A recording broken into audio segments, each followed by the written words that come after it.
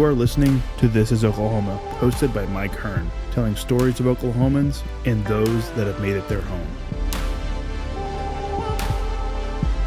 What's up, guys? Welcome back to another episode of This is Oklahoma Podcast. Mike Hearn here, your host, back with another episode. Excited to share this episode with you today, but before we do, I've got to thank our sponsors. First of all, the Oklahoma Hall of Fame. They've been a huge part of this podcast for the last few years. So the Oklahoma Hall of Fame have been sharing Oklahoma's story through its people since 1927.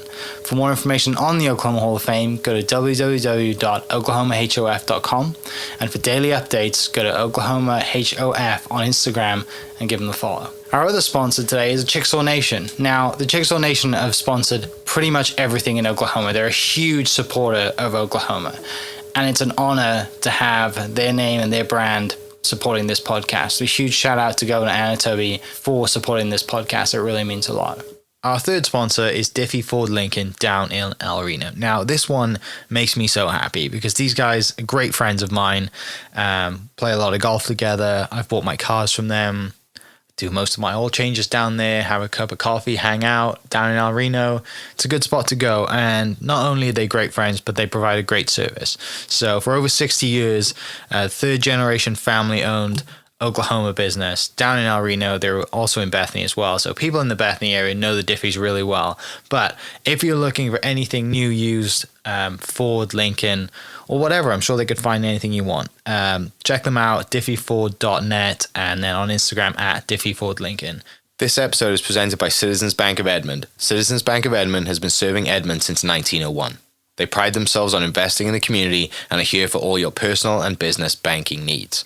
For more information, go to mycitizens.bank and follow them on Instagram at citizensedmond, as well as go bank there, because I bank there too. It's been a fantastic personal experience for me. I've had my podcast account there now, my podcast business account there now for 4 years now, I think, and it's been fantastic. So definitely worth your time. They're a great group of people, and they're always there to answer the phone when I forget my password, because I seem to forget it daily. So yeah, go to Citizens Edmond and check them out. It's been awesome. This episode is brought to you by the Dog House OKC. Recently, I have been in need of some doggy daycare for my 2 pups, and the Dog House have come in clutch. The team over there are incredible. They've taken care of my 2 golden doodles, and so it's been an honor to partner with them on the podcast and share the love. And the one thing that I do with the sponsors that I have is stuff that I use and recommend, like the Diffies with my car, Hall of Fame. They're awesome. Citizens Banks, where I bank. Chickasaw Nation, huge supporter of Oklahoma. And adding to that is the Dog House. And so if you're in need of doggy daycare in the day or boarding overnight, they do grooming and other cool things too. But I've had a fantastic experience, and it's an honor and a privilege to share this with you too. So go to thedogHouseOKC.com and follow them on Instagram at thedogHouseOKC. And hopefully our pups will run into each other. I wanted to come with a hoodie and be all cool like John Janack. I know. I'm like, you look like a celebrity, when John. When he walked in with that, I was just like, okay. I'm not surprised at all, right? Like, it's John. And we sat down, and I'm kind of expecting him to take it off. And he's just like, all right, you ready? I'm like, yeah, whatever, dude. I mean, it's on camera, whatever you want to look like. He looked like a celebrity. And he's great. Like, he told awesome stories. And I knew he was in the military, but I didn't realize, like, the connection with him and his dad running, I thought was really cool. Like, getting up in the morning, he would run with his dad and, like, all those stories. But I love that guy. Yeah, he's such a good... Everybody needs a John Janack in their life. Everyone needs a John. Yeah, that's why the title to that one was The Runner's Runner. Yeah. It was exactly perfect. What he is, and that's, right? and he's known. I mean, like, if you live in Seattle, Eugene, anywhere, you don't know, like, you may have heard of someone, but if you mention John Janack in the whole state of Oklahoma, everyone knows it. Like, oh yeah, I know John. Like, his Boston photos are so good as well. Like, my marathon photos are terrible. I'm like in the pain cave, sweating profusely. His do are not so look cute. good. Coyote Kitty or kisses, and I mean, just like he's just loving life, right?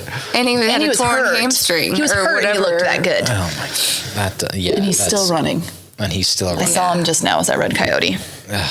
Wow. He's hurt, and I'm trying to get him to break his streak, and he won't. Oh, he's never going to break that streak. Yeah.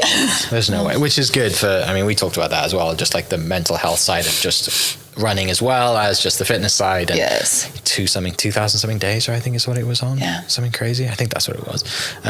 Well, we're rolling. We're on. yeah. Just to, I'm sure John would love that, a little bit of fanfare at the start of our Fangirling podcast. over JG. Everybody needs a John G. Everyone does. I'll link that podcast below if people haven't heard that one. Go listen to it, and link the video too, because you've got to see that husky-esque hat sleeve thing that he had, whatever you want to call it. I think it was a big snood that he turned into a hat. Anyway, gives me great pleasure to introduce to you my guests today, Carlee Daub and Christie Thomas, mostly known as CT. So, ladies from Wahoo Running. Did I say that right? Yeah. Good. Wahoo. I mean, let's talk. You just got back from Boston, right? Do we want to talk about Boston? I mean, do you? Was it an enjoyable experience? Great. It was a really great weekend. Anytime that we can go to a destination race with a group of Wahoos, fun is going to be had. Now, race day, the fun kind of came to a screeching halt for some of us. I am one of those people, but it's still, just being on the streets of Boston and running the path that so many runners have run over, it's the longest consecutive marathon in the United States.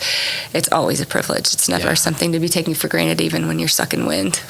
Was it really windy up there? It was hot. It was 70 something degrees, and my watch read 82 degrees. So like between the sunshine and the pavement and the bodies around us, it was just warm, and we haven't had that yet. So even as relatively southern people, we didn't have time to acclimate. So you think about that, like Chicago, they hadn't been above 50. Just a lot of those people hadn't seen higher temps, and that it takes your body a little time to get used to that stuff. And so it shocked a lot of people. Yeah, I really enjoyed our time up there, like she said, before and after the race. About mile 4, when I was hurting, like I should be hurting around mile 24, I was like, man, I need to change up my game plan here.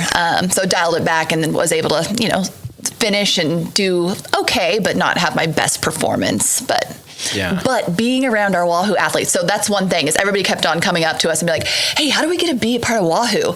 Are you just in Oklahoma? And we're like, no, actually we have athletes North Carolina, Seattle, Washington, and they all converge on Boston. And we go to dinners together, everything, shakeout run together, and it's the best time ever. So we're like, nope, worldwide, you can come anywhere from anywhere and then be a part of Wahoo. So that's pretty special. And we had 13 athletes from 8 different states. So that just, we weren't all from Oklahoma. There was a handful of us from Oklahoma, but we were from all over. So it's kind of fun to see that too. Yeah, there's something special between kind of building a community, right? And you're all wearing the same uniform, you're at the same place, you've got an energy around you and a kind of, a vibe or whatever you want to call it. And everyone sees that. And it's like, oh, that's, I want to be a part of that. Like, that's cool, right? Yeah. That happened standing in line for the buses at Boston. This gal was standing by herself. And here, these women, 10 of us, I think, because we only had a couple dudes, they come up behind her and we're laughing, we have glitter and we're doing all this stuff. And she's like, who are you guys? And she's like, I'm just here by myself. And we're like, next year you're going to come with Wahoo because it is way better to be with the community. And she's like, I'll look you guys up. Thank you for sitting by me on the bus. I'm like, that's what Wahoo is. It's just the community. And one thing that's special about Boston is, we do have fun. We glitter up, we do all this stuff. But at the end of the day, we are trying to throw down some good times, so the glitter keeps it light and airy and fun, but we all are competitors and want to do our best. So that's the message that Wahoo is. Like it says it on the back of her shirt. Back of the pack fun, front of the pack mentality. And that's who we are. So, like you said, it takes the edge off the sort of nerves, the jitters, but also, like you said, you are competitive and you're runners and you want to go, especially if you're at Boston, right? Yes. That's like I said, the pinnacle. Yep. And you want to go and throw down and have a great race. But also remember that, it is great to throw down, have a great time, but also there's a life outside of running and there's community and it's not just running miles, it's everything else, right? Like it's not, like you said, you throw parties, you go out to dinners, you do whatever it is. It's that's the stuff that the community adds value in. Yes, it's great running with a partner or running with a group because running with a group's always better than running on your own. You're always going to push yourself in a group, versus running on your own. But from the outside in, that's kind of what it looks like. And it's nothing better, right, than having, especially I guys are different, right? Guys can kind of like, I've got guy friends I haven't seen in 8 months and we can hang out and nothing's changed, right? Girls and females are a little different. So like that community, I would assume, is much better welcomed probably. Would you say you have more female runners than guys?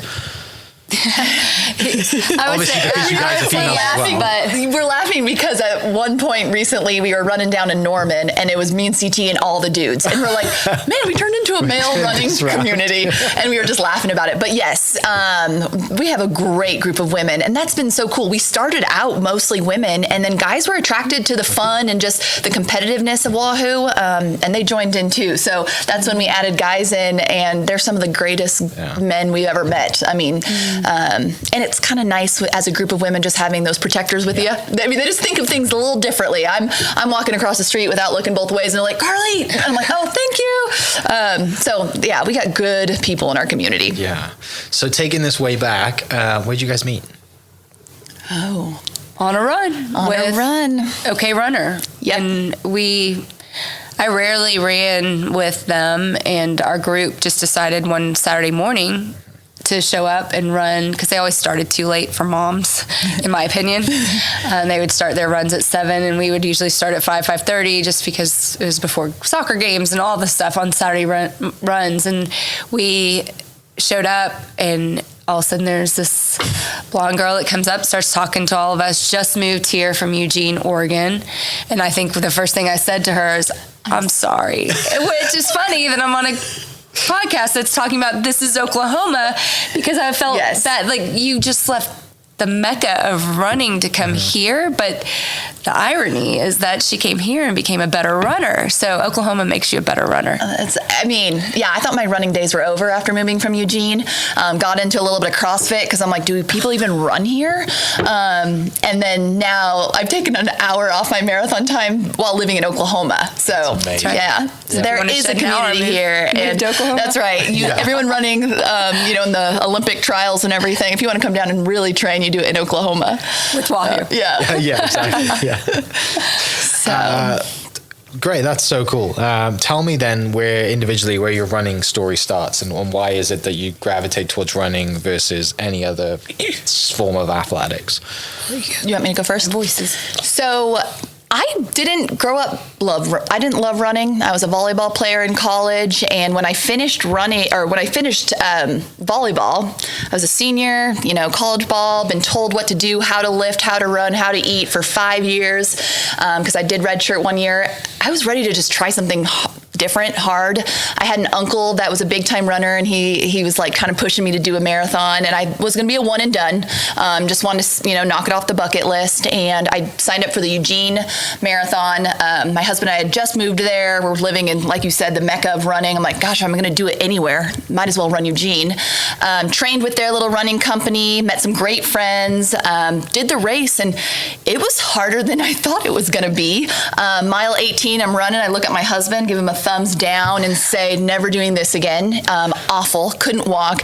But I did it with like the wrong shoes, didn't fuel. I was an athlete, so I thought I can muscle through this. If they can do it, I can do it. But I didn't put any emphasis on like fueling, all of those things. So anyways, it was pretty funny. And then my uncle, who flew out and kind of pushed me in to do the race, and he goes, Carlee, everybody does one marathon. So then I'm like, gosh dang it, now I got to do 2, and now I got to do it better. And then I couldn't find a competitive outlet outside of college for volleyball and other sports. But running you can, and you're competing against yourself, and you just want to get better. And the life lessons I've learned through running marathon after marathon, Christie says it best, is the marathon is the greatest teacher. It's going to teach you things about yourself and who you are, and you're going to get gritty. And anyways, so I fall in love with that process of figuring out how to do the marathon better, figuring out myself, and it's been one of the greatest gifts running has been to my life. So that's where it all began. I think helping other people do it well too is very valuable, as far as just like keeping that fire alive. It's not just about you, it's about others. And I mean, there's an endless opportunity to do that within Wahoo for us. Yeah. I want to say that, like, I love going for my personal goals, but if there's something I love just as much, it's like even this weekend at OKC, I'm running with a first timer, and I like to assign purpose to each run that I do. And like the purpose for this weekend isn't about me, it's about her. And I'm like, I know there's going to be tears at the end because she's had to overcome so much to get to where she is. And I'm super excited to have that moment. Though that moment is almost better than my own moments. So. Yeah.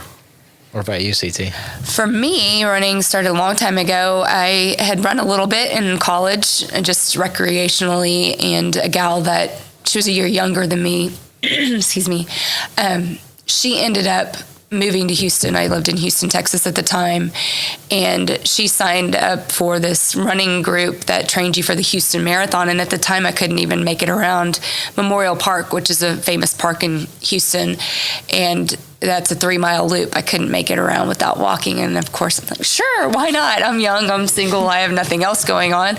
And so I did, and she never showed up. She signed up, but never showed up. And so I just like, oh, well, I'm here. And so I started running and met my former, or my to-be boss and coworker through that running group, and made lots of great friends and discovered body parts that I didn't know existed, namely the IT band, and became good friends with that thing. And so I barely made it to the start line for that, even though I did all of my runs. But yeah, I mean, I wore a cotton t-shirt that said "Make it happen," and that was my mission, was just to make it happen and find the finish line. And that's the advice I give anybody doing their first, is just get to the finish line wanting to do it again, and not broken, or not just, spent. And so I did that. I got to the finish line, and I did not run again for 6 months. I was not a year-round runner. I kind of like you with the golf in the Mid-South. I did not start running again until Houston Fit, which is now USA Fit, that trains people, until they kicked off their Houston Marathon training, and then I got back into it. I was still active. I still did other things, but I didn't become a year-round runner until I met a running buddy, and we became fast friends, knew each other for 4 years. I was in her wedding. This is kind of the origin story of Wahoo running. We ran together every single day, both worked downtown, and would meet before work. I'd shower at the gym and go on to work. And we had done a long run one Saturday morning, and she was helping me train for an Ironman. I was going to do Ironman Penticton up in Canada, and I had like a 3.5 hour run, and she did that with me. She did all the run portion with me. And that evening, her husband called me and said, let me frame this. Houston, Texas, storms roll off the Gulf of Mexico all the time, short little bursts of electricity. And she had gone out front just to watch the storm and got struck by lightning, and she was resuscitated, but taken to the hospital and died later that night. Only 27 years old, and she was a few years younger than me. Devastating, to say the least. I mean, I didn't think I would ever run again after that. I mean, honestly, did not think I would ever be able to run again, because it was such a big loss for me. And one of the things that we did when we ran to keep running fun and not get too serious, because we both were seeing some progression, we were getting faster, and that everybody starts doing this when they start getting faster, and that's all about this. And we didn't want that to happen, so we started wahooing at races. So whenever we would come up to a crowd, we would throw our hands in the air and we would say, "Wahoo!" And the crowd would get into it. We would smile, they would smile, and then we would keep running, and that would just kind of help us keep things light. And that was just sort of our cue to each other, not only in races, but just in life. We would wahoo to each other, and that was our cue to just make sure you're keeping this fun, make sure you're keeping joy in this. And so after she died, and probably 6 months later, I finally kind of started getting back into a rhythm of training and running.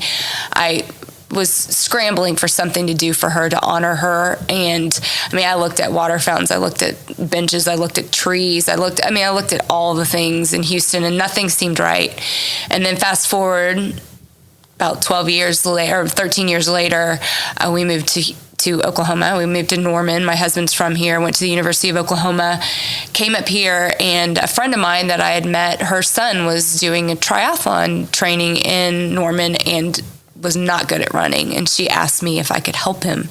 And so I did, and then that was the catalyst to me starting Wahoo Kids, which I started in spring of 2014, so we're just now 10 years old. I'm going to celebrate that next Thursday. Come on out to the grass track. It's pretty fun to see. So we're celebrating that, but what better way to honor someone than to teach the joy of running to little kids? Because most of the time kids are taught, you screw up, go run. And they just don't think of it positively for the most part, unless they have an adult or a parent that runs. Maybe they see the joy in it then, but rarely do they. And so, I feel like for the last 10 years, we've taught a lot of little kids to love running and to recognize that it's a great sport and it does a lot of good things for them. They run for dots. We put little Sharpie dots on their wrists as they run one of the 400-meter loops. And at the end, they're looking at their dots and they're feeling accomplished because they got 6 dots. It's 1.5 miles. And for the math teachers out there, they're learning fractions. And they know that 4 quarters equal 1 mile. And just it's just a lot of fun just to see their progress. And we train them to run 1 mile, 2 mile, or a 5K. There's a couple that have been grandfather claws. I can't shake them from the 5K because that's how we originally started. But so I honored Meredith by starting Wahoo Kids. And then when Carlee and I met, about a year after we met, is when we officially formed Wahoo Running, like the adult side. Okay. I had trained some friends on just like handed them plans and that type of thing, but never really thought about making that part of Wahoo. And then we trained for the Fort Worth Marathon together.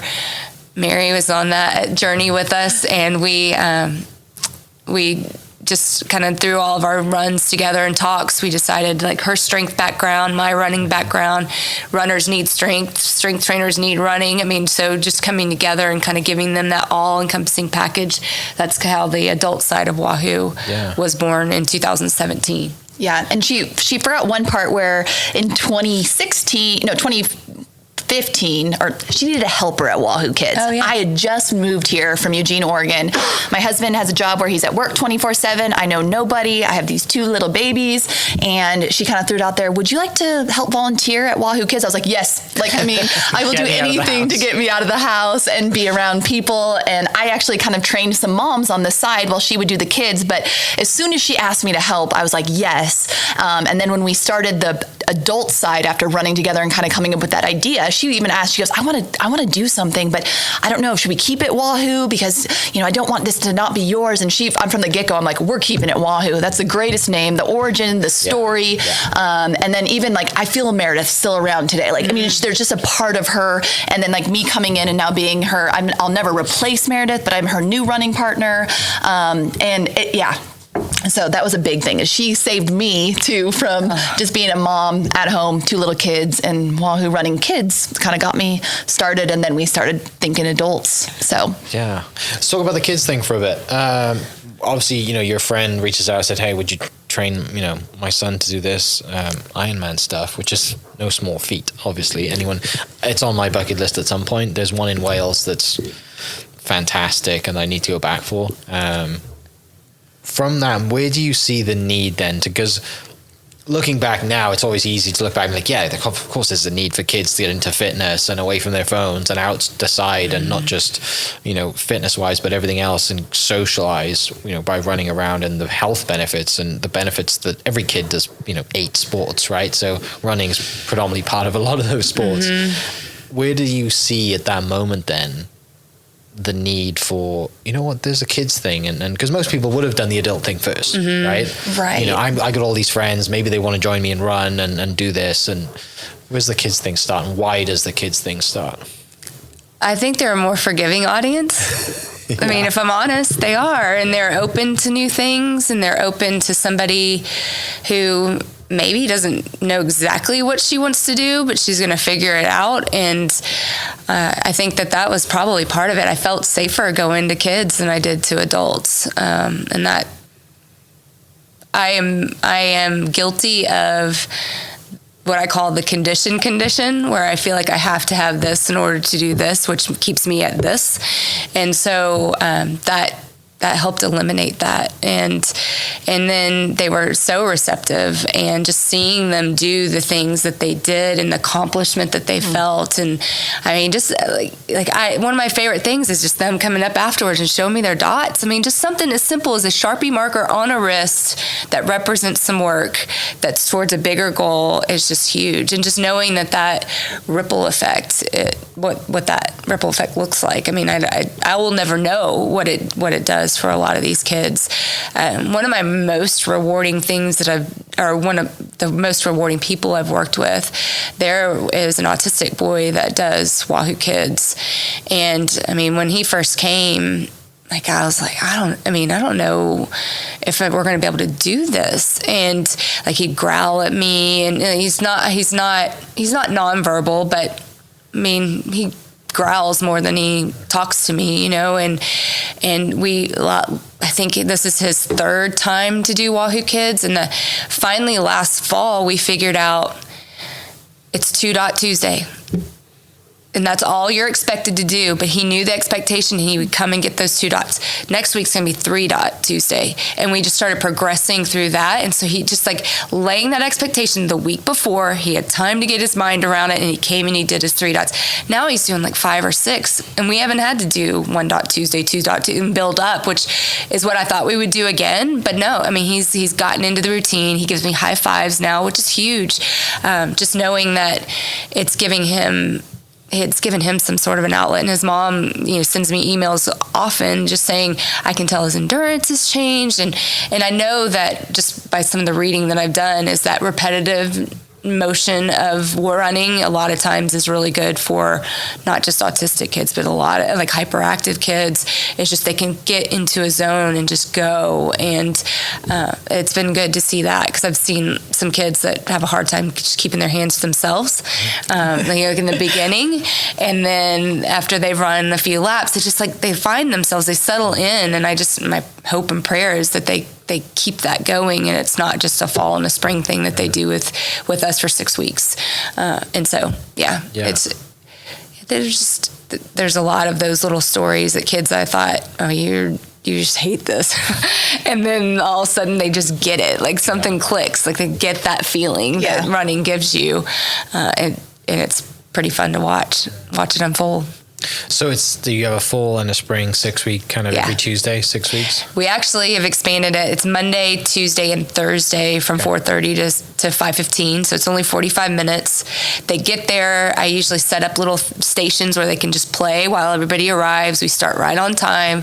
We do a warm-up lap together. We do drills. Then we come back together. We talk about goals for the day. My goal, minimum dots, maximum dots, and then they go out and run. And then we have a game called Toe Tap that we play at the end. So it's very structured. We try to stay right on time to where parents aren't like, well, when's this thing going to end? And then there's kids that are asking their parents, can I do more laps? Can I go more? I want to get 10 dots. I don't want to just do 8 dots. She told me I had to do 8, but I want to do 10. So I mean, that kind of stuff is just my kids won't even let me wipe it. I'll be bathing them at night, and I'm like, can we no, she's like, no, don't. I want to show that I did those ones this week and these dots next week. So I'm like, my kids won't even let me bathe them off of them.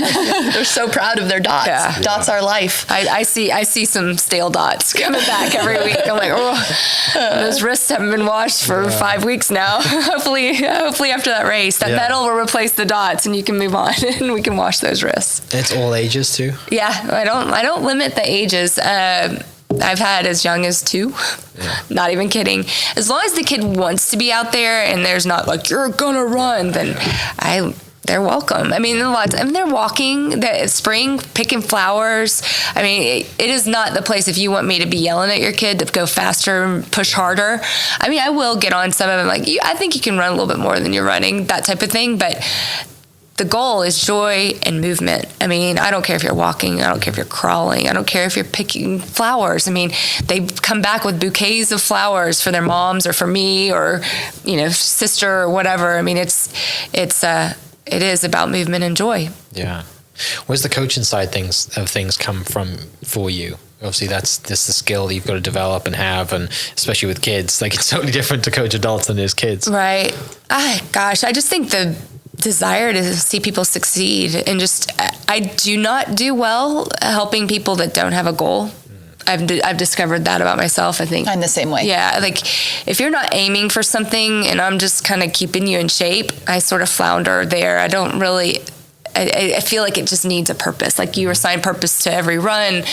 I want a purpose for why we're doing what we're doing. And it could be just, I want to see if I can go 6 miles, but that at least is a goal. It doesn't have to be a race, but a goal. But I love helping people get there. And also just, I think one thing that Wahoo does really well is we look at the whole person and their whole life, what's going on. We say stress is stress. That's truly the case. And people oftentimes try to override that. You override that, you're going to get sick, hurt, injured. Yeah. Or divorced, or like things can unravel really quickly if you're not listening to what's going on, and you're not sleeping well. Your running's going to take a hit. We need to back off. You're not eating well, you're struggling with your food intake, we need to back off. Something's got to give, and running is an easy thing to kind of bump up and down. But a lot of people are resistant to do that. I think Coach Christie or Coach CT taught me that well. When I first, she trained me at first, so that's also a connection, is she was my coach, and she taught me to kind of start listening to my body and see what I needed. So like if she had an 18-mile run on my schedule, but at 16, my form was going and I just wasn't feeling well and I wasn't looking good, she's like, call it at 16. Those 2 junk miles are way worse for you. And at first that was really hard because the plan said 18 miles. Now we've been doing this so long that there's so much, I don't know, it's so freedom and like, oh, nope, I'm done right now. And people will ask me, what do you got this weekend? And I go, probably a couple hours, because I don't want to I want to know what my junk miles are and what my consistent, like I'm hitting my paces and I'm just going to give it my all, because I don't think there's some magic number in 18 or 20. It's what do you have that day? Because I am a mom, I am a wife, I am a business owner, and there's a lot coming at you 24/7. And we both figured out too, to like really become great at something, you have to come a little bit out of balance, because you have to put your focus and energy there. So we do that. We might say to our husbands, hey, we got Boston coming up and we're giving it. We're going to go, full in. And then after Boston, we're going to kind of dial it back. It's going to be kids sports. It's going to be kids graduating from high school, and we're going to dial it back. But at first, when we first started Wahoo, we wanted to be so dialed in that we were run. And then we're like, whoa.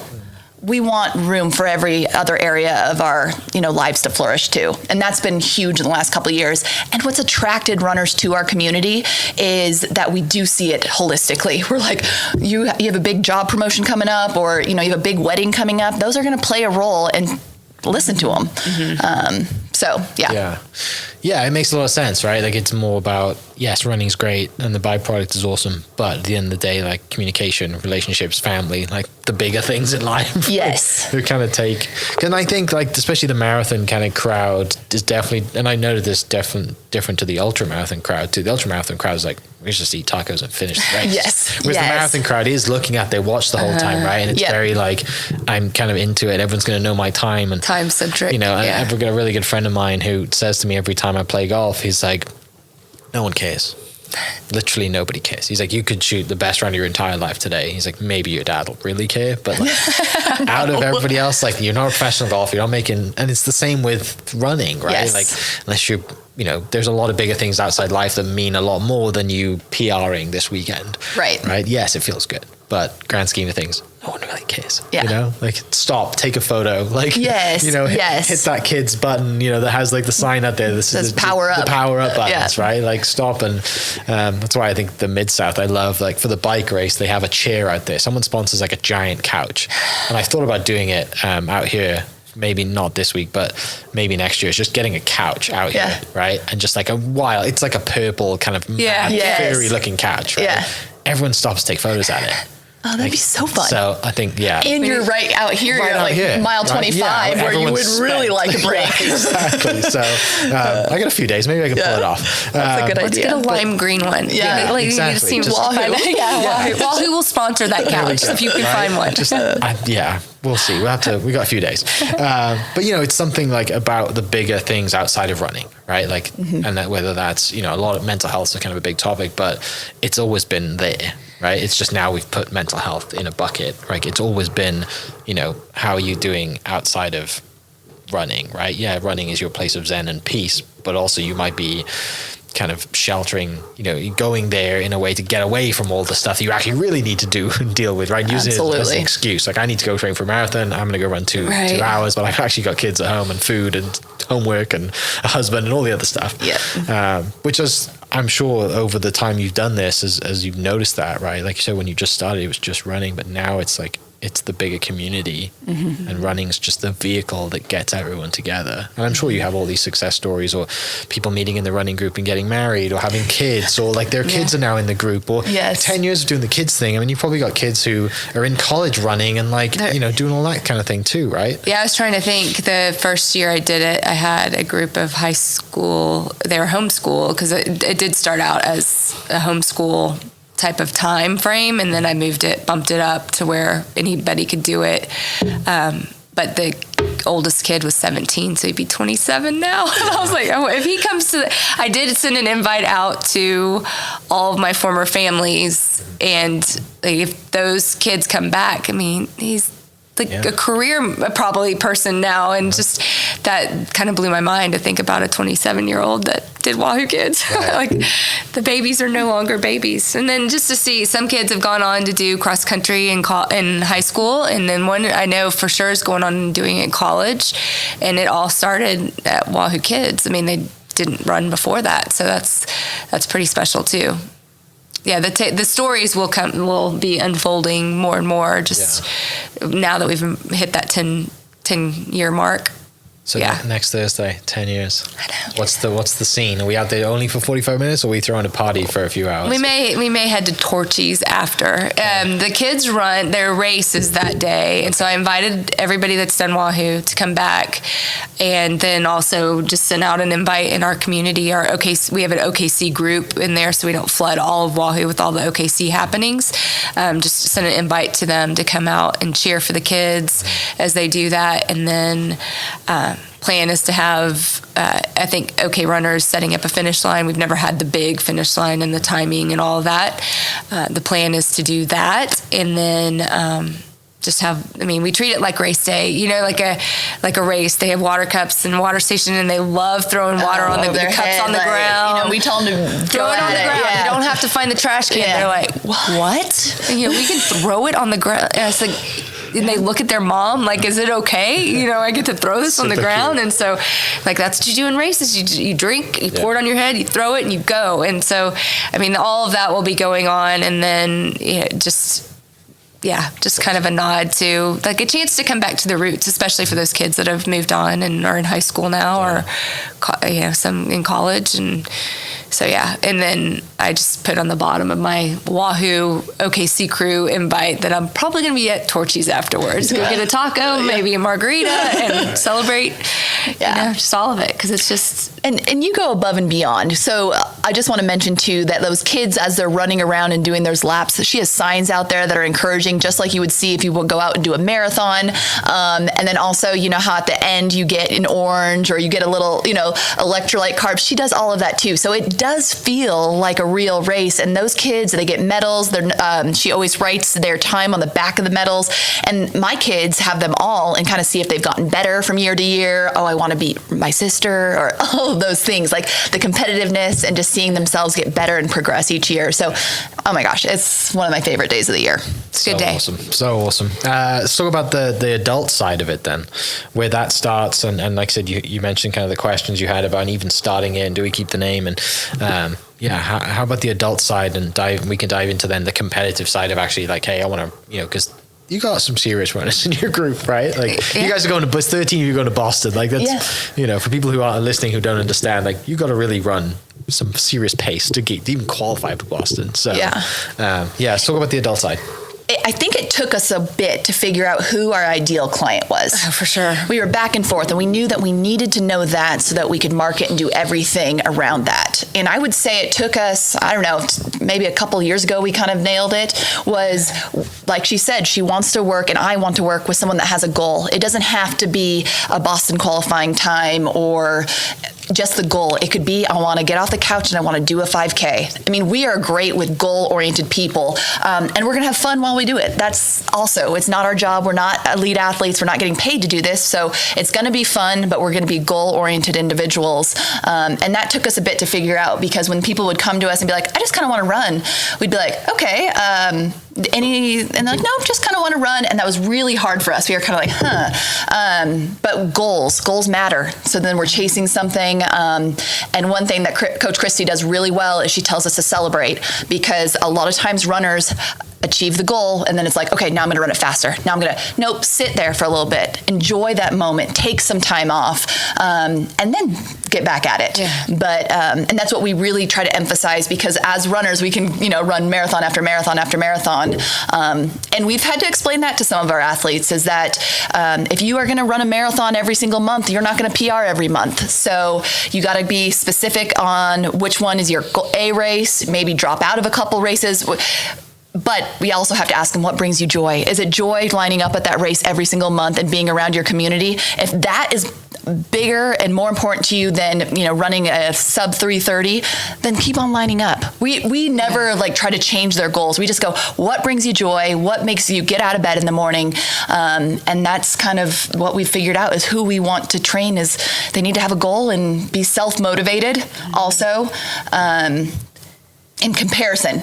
Yeah, comparison is the thief of joy, and that runners are bad about that, especially social media. You see what everybody's doing all the time, but they're running this many more miles, and they're doing this, and they're faster. Just just be you. I mean, run the race that you're in, the mile that you're in, not. The comparison. When people struggle with comparison, they struggle in Wahoo, because there's a lot of people kicking ass and doing awesome things. And that's one thing that I try to explain to individuals is Christie and I are competitors. We both want to beat each other, but we also want that person to win the race. It's this weird, if CT goes out and wins a 5K, I am her biggest cheerleader. If I happen to pass her at 3.01, I'm stoked too. So they can't quite understand that I'm her biggest cheerleader, but we also want to compete and be excited for each other. And I think that's kind of that comparison thing. I never compare myself to her, but I'm always out there trying to make her better, and she's trying to make me better. And that's what I feel like our community does. And especially the people that thrive. They're cheering on everybody, and they're also going after some big goals that are inspiring. The people in Wahoo make me want to be a better human and do some pretty cool stuff along the way. Yeah.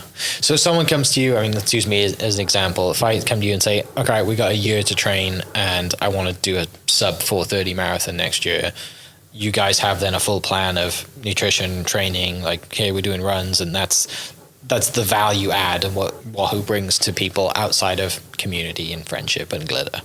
Yes. Right? Mm-hmm. Yeah. So we have 3 tiers. You can find us at crew.wahoorunning.com, and you can join our online network. The basic is $19.99, and that means you're a part of the community. You're going to get, we have a dietitian, a strength coach, Christie and I.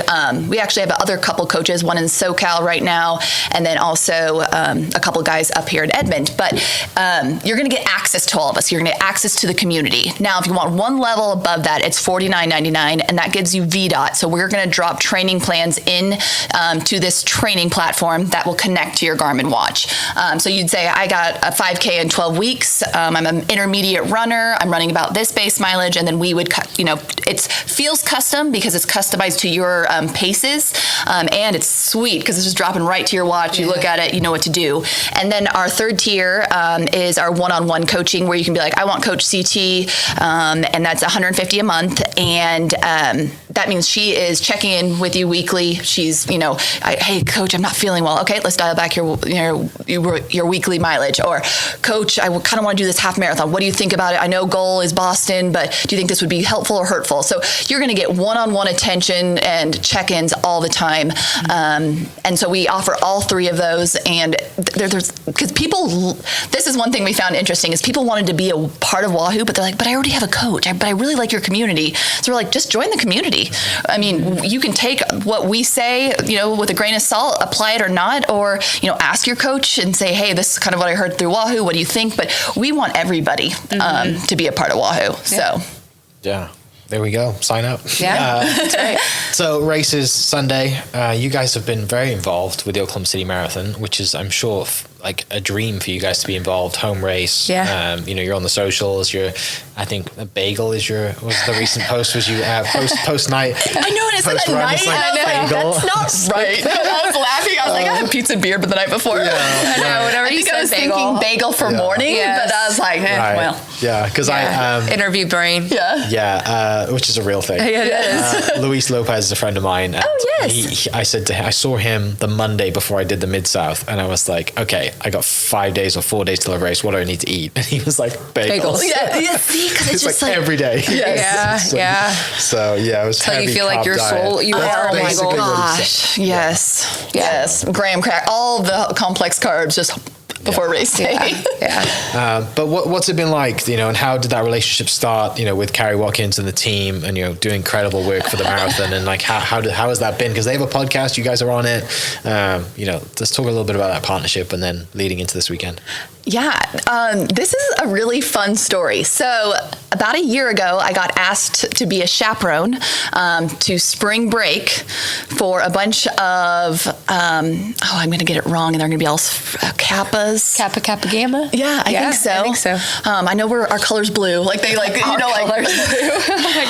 invited me into the club because I've never been in a sorority, but I was the chaperone on spring break for a bunch of 19, 20-year-olds. And I was stoked. A friend of mine called me and he goes, I need someone that's fun but kind of responsible. And I thought it'd be you. And I'm like, perfect, I'm in. What do I need to do? And then he told me, he goes, I need you to go to spring break with my daughter and keep them all safe. And I'm like, what? So anyways, he goes, the only ones, he goes, I care about them all, but there's these 4 friends of my daughter's that I just want you to keep an eye on and help them get there and just keep them out of trouble. And I was like, okay, no problem. So one of those daughters happens to be Carrie Watkins' daughter. And all 4 of these girls are probably more mature than me. Like, I was like, you guys do not need me on this vacation. Like, they were just so respectful and cute and fun, and I enjoyed them so much. But I was on that vacation training for Boston last year, and her daughter told me, I'm going to run the OKC half for the first time. And I go, if you need any help, I'd love to help you. And at the time, she was kind of like, I think I'm good. And then I did Boston, and then I was at OKC, run into her again and say, hey, Caroline, what's up? And then she goes, and then her mom's like, I think I want you to help Caroline next year. And so now I've been training her daughter since January. And then Carrie started talking to CT and I just about our involvement with the New York City Marathon and Michelob Ultra, and just wanting advice because she's like always looking how to better Oklahoma City Marathon, and we run races all over the country. So we can say, this works well, or this was the coolest thing we saw at this race. And that's one thing I think Carrie does an incredible job of, is she is trying to make this race better and better and better each year. And that's kind of how it started, was me taking her daughter to spring break Florida, protecting her, keeping everybody safe. And then I trained her for the half this year, and the relationship has grown, and it's been really awesome. Yeah. So before we dive into talking more about the Oklahoma City Marathon, let's talk about Ultra and New York and how that, and your partnership with that. Like, how does that come about? Because you guys are very involved with the Ultra world as well, right? Yes. In 2018, we entered a contest. Okay. To be on Team Ultra. It was their second year of doing it. We entered, and 5 of us from Oklahoma and from Wahoo got spots. And when we went, we took them by storm. I mean, because everybody else is coming as individuals. They did not do a great job of connecting us prior to getting to New York. So to come there as an individual and to walk into a room of all these people that you've never met before, it was a little intimidating, but we had the 5 of us, which we had already hit social media with the 5 of 95, and we come in and we're like, in 2018, social media wasn't what it was. We were doing things that we'd be like, you put that on social media, like us dancing and being goofy, and we're going to New York, baby. And the brand got a hold of it, and they're like, who are these girls? Yeah. But we were a lot of fun. We brought a lot of energy and developed a relationship with the brand the brand manager at the time. And the next year they announced the contest.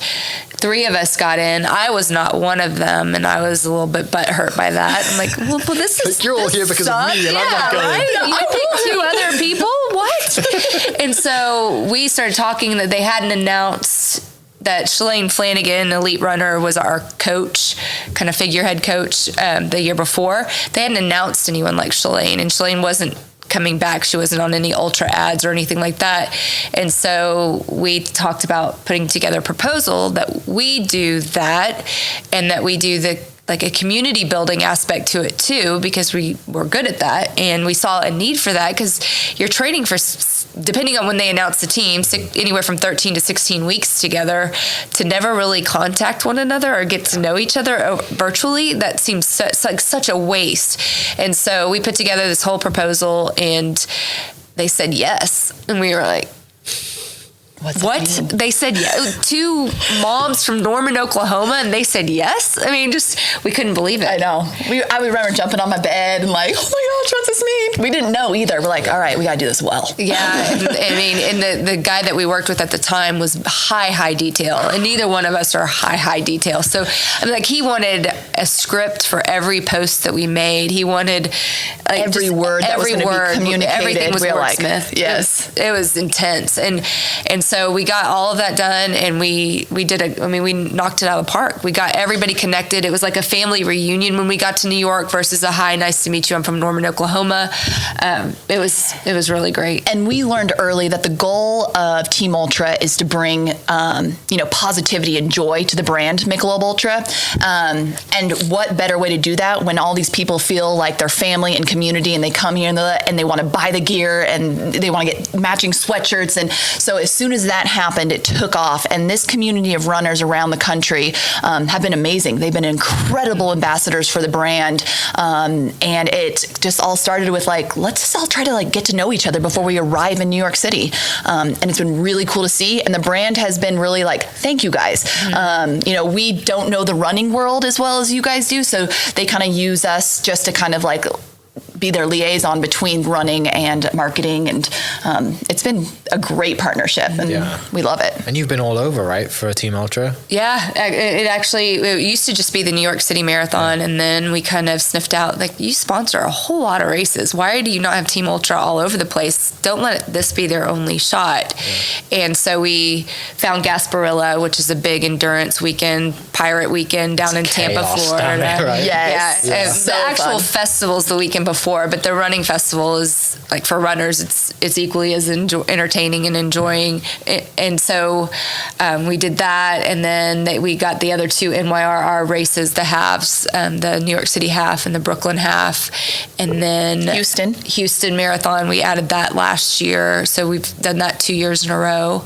And a lot of these sponsorships, they're sitting on bibs that they're not doing anything with as part of the sponsorship. So that's kind of our mission, is like, get the team. I mean, like, there's people that live there that will travel. They will pay to go. They will even pay for their bib if you offer it up to them just to be a part of this. And so that's what we've been doing, and slowly but surely getting more and more races added to the docket. Yeah. We obviously can't be at every single one of them, but it's fun to see the team gather. Like, we just had a group down in San Antonio. They did a beer mile in cowboy boots on Friday night, and then they did a 5K on Saturday together, and had a great time. And we just set it up. We weren't there, and they represented the brand well and had a lot of fun doing it. And because we a lot of times wear Michelob Ultra singlets in the races, I'll be running alongside, how do I become a part of Team Ultra? It's like become a thing. I'm like, I was like, look us up on social media. You'll be able to figure it out, But yeah, everybody wants to be a part of Wahoo or Team Ultra because it's that fun. Mm-hmm. And the glitter began at Gasparilla when we dressed up as pirates and ran. So then we're like, we should do this all the time. This is so great. Yeah. And the boys are so funny. They're like,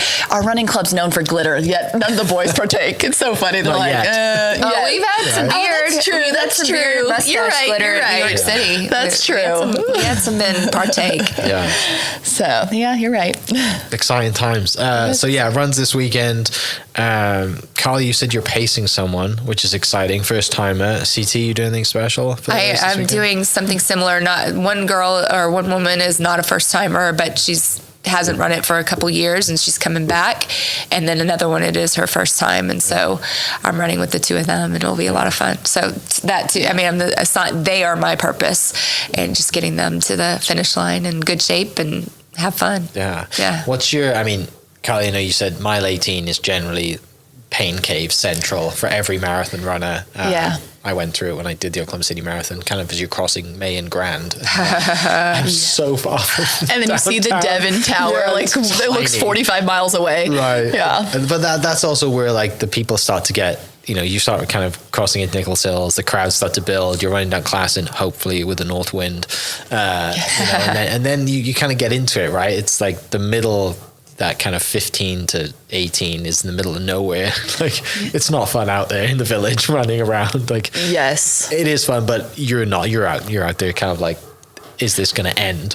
Because you also have at mile 13, or not mile 13, you have the halfers kind of break off at like 7.5 or 8. Yeah. So then the 8 to 15, you're just kind of out there. It's, there's not as many spectators. It might get hot. There's not a lot of shade. So those are your grinding miles. Those are what you trained 16, weeks for, because that's when you're gonna have to just like 1 mile at a time. That's kind of what I did at Boston too, because it got hot. Was I couldn't think of it as a complete marathon. I had to get to mile 5. Yeah. Now we get to 6. Now we get to 7. That's how I had to do it, because 26 almost seemed impossible, even though I've run like 30 marathons, I'm usually counting streetlights. Yes, if you can break it down in your head, you can just get there. Mm-hmm. And that's why you see people collapse at the finish line, because that's what their mind is made for. I'm like, gonna get 26.2 or I'm gonna do 13.1. They're not geared up for anything more. So that's what's incredible about our minds. They are so limiting, but they are also so powerful. Mm-hmm.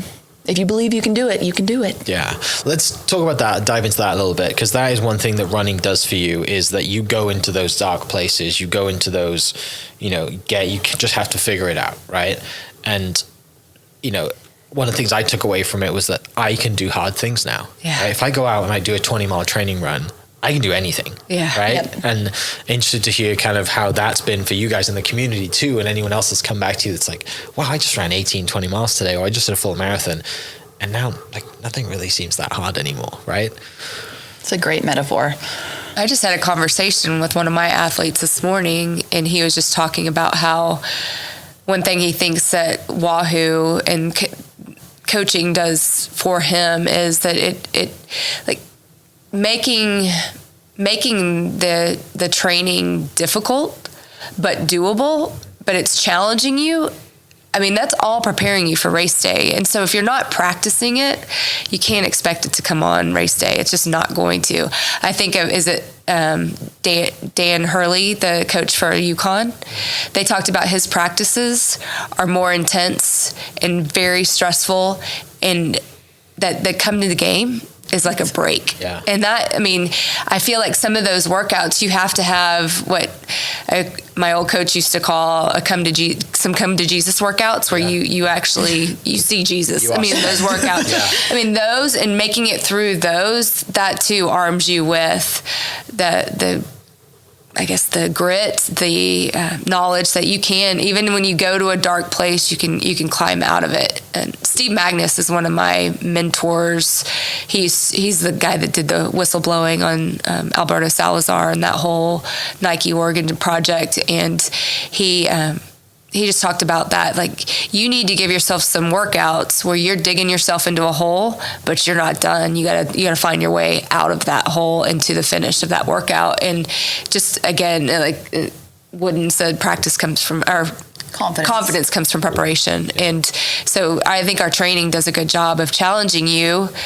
And it's that fine line, challenge but not break. And so, and that's where like that holistic side needs to come in, because our workouts may be doable, but your baby was up for 3 nights straight with colic or whatever. That's what's breaking you. It's not the running, but doing that and ignoring that's what's breaking you. And so I think just getting that off. Christie, I was trying to break 4 hours in the marathon, 5 years ago or so, and I couldn't break 4 hours. And I always ran with people, and I was doing all the right things. It became like a mental thing. Like, as soon as I didn't care about breaking 4 hours, I went out and broke it, easily, 3:48, but almost by 15 minutes. And the one thing that she made me do was she said, I want you to go on a 20-mile run, and you can be with a group of people, but you can't know anyone in the group. So I wasn't going to socialize and have my buddies and have my friends. And I was like, that doesn't sound fun. Awful. And she goes, right? Yeah. I did it. And guess what? That year is when I broke sub 4. She saw what I needed. And it was that. I just needed to do some solo grinding and learn how to do it by myself. Because, you know, as you hear us talking, we're like, oh, we're going to pace a friend. We also really believe that this is you. You got to do this.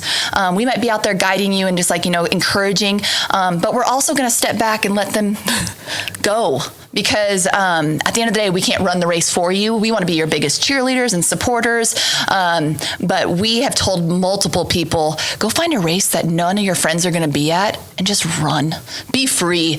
Because a lot of times you put so much pressure on yourself to perform in front of all your friends or family, or I got to break 4 hours. For me, it was breaking 4 hours. If I don't break 4 hours this time, oh my gosh. Like it was so worked up in my head that I just couldn't do it. And then she goes, go run 20 miles by yourself and see that you can. And that was my breakthrough moment. And I was like, now, I mean, there's not a race I don't break for 3:30 or, you know, 3:40. And so, yeah, those are.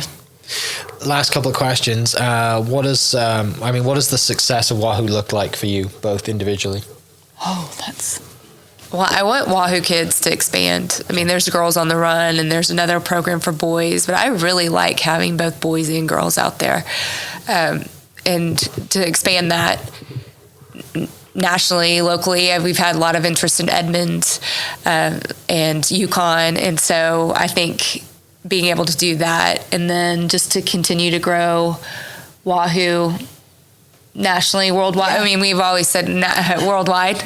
Yeah, like Wahoo worldwide, like Pitbull. Pitbull. Be worldwide. Yeah, Mr. Worldwide. Yeah, exactly. Mr. Worldwide. Exactly. So we're Wahoo worldwide. I mean, just which is kind of exciting because we do have 4 athletes from South America coming up to run the marathon this weekend. So that was cool because now we've always said it and we're like, man, it's legit. We're international. We're prestige worldwide. Yes, because we've had a few runners, one in Ireland and one in Australia, but it was just for like hot seconds. They would train for like, you know, one race and then kind of drop off or something. But yeah, these guys down in South America met us through Team Ultra and then decided to join after because they're like, we want to be a part of Wahoo continuously. And we're like, yeah, join us, be a part of us. Yeah. So that's been really, really cool.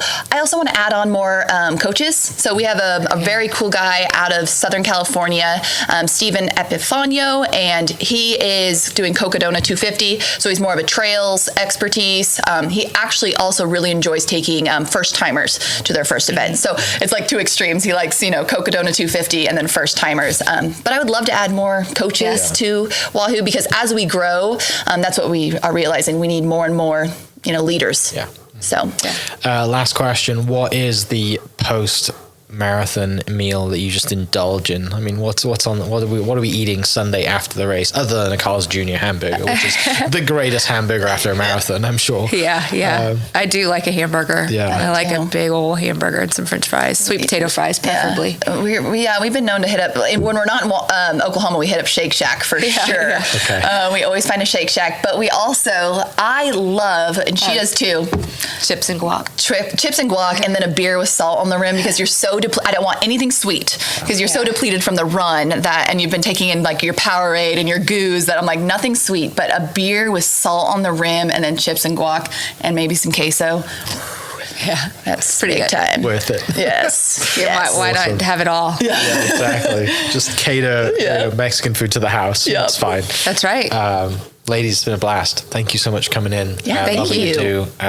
Maybe I will have to chase a 4.5 hour marathon at some point. Let's do it.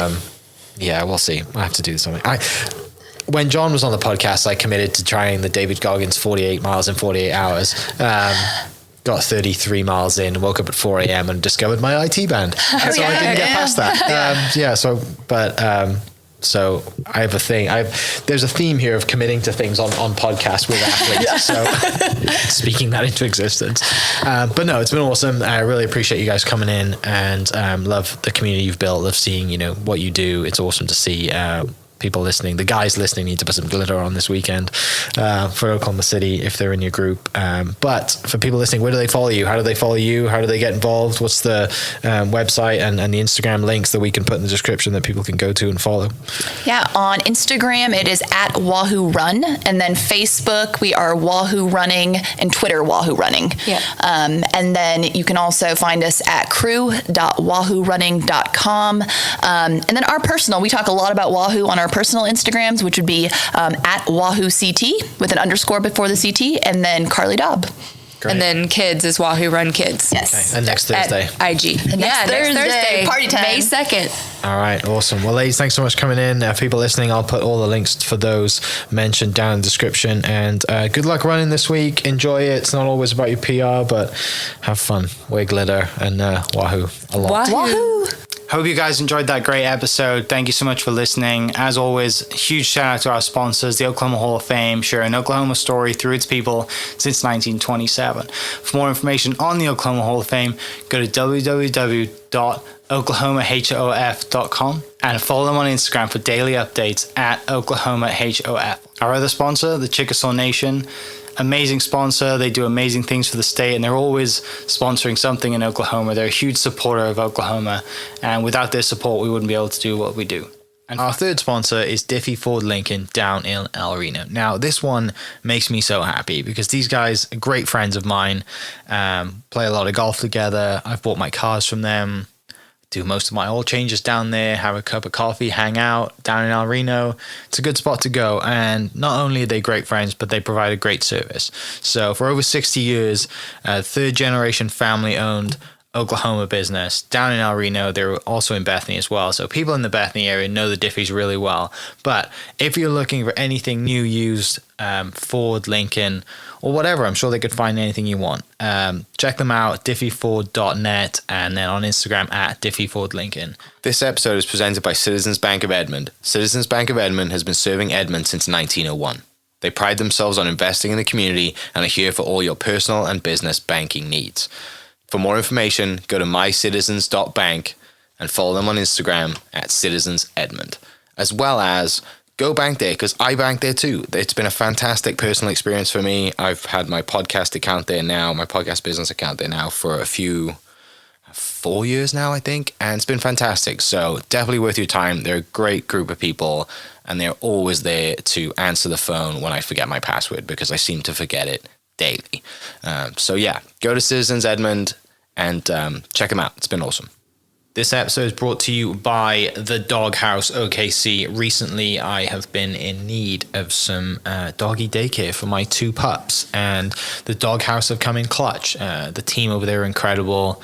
They've taken care of my 2 golden doodles, and so it's been an honor to partner with them on the podcast and share the love. And the one thing that I do with the sponsors that I have is stuff that I use and recommend, like the Diffies with my car, Hall of Fame.